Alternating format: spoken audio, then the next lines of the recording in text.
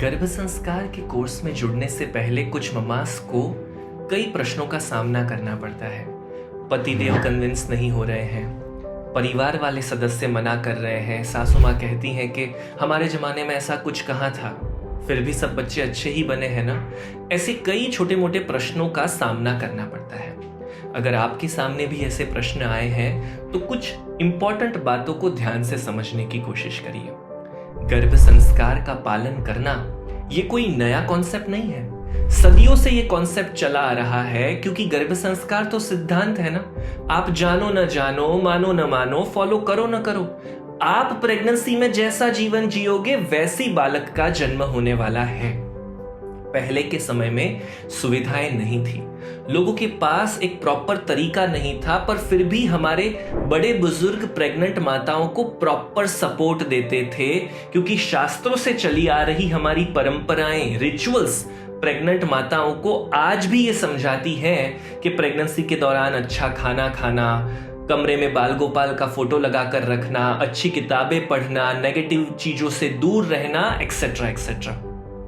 पर ये सलाहें आज भी हमें मिल रही हैं, पर क्या हम इन सलाहों को सही तरीके से फॉलो कर पा रहे हैं? हम सभी जानते हैं कि ये सलाहें हम सिर्फ याद कर और सुनकर छोड़ देते हैं या सही तरीके से फॉलो नहीं कर पाते।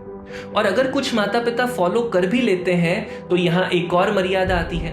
हम अपनी समझ के अनुसार और अपनी बुद्धि के अनुसार ही इन चीजों को फॉलो कर पाते हैं।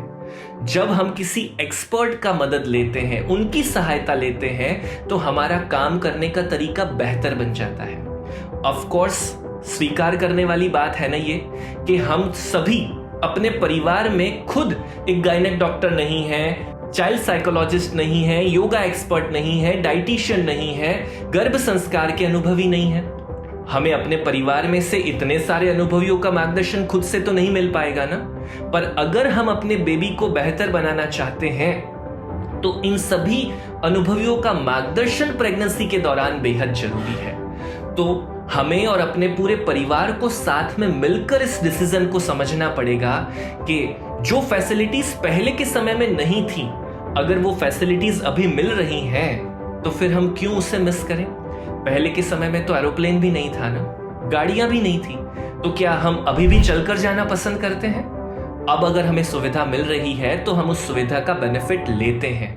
तो परिवार को भी साथ में रखकर इस बात को समझाइए, डिस्कस करिए, जरूरत पड़ने पर हमारे एक्सपर्ट्स के साथ मीटिंग करवाइए। पर इस कंफ्यूजन में कि पहले ये नहीं था या इसका फायदा नहीं होगा, इस गोल्डन चांस को मिस करने की गलती तो एक भी माता पिता को नहीं करनी है। गर्भ संस्कार गुरु, सालों से चल रही हमारी परंपरा और वैदिक विज्ञान का आधुनिक रूपांतरण।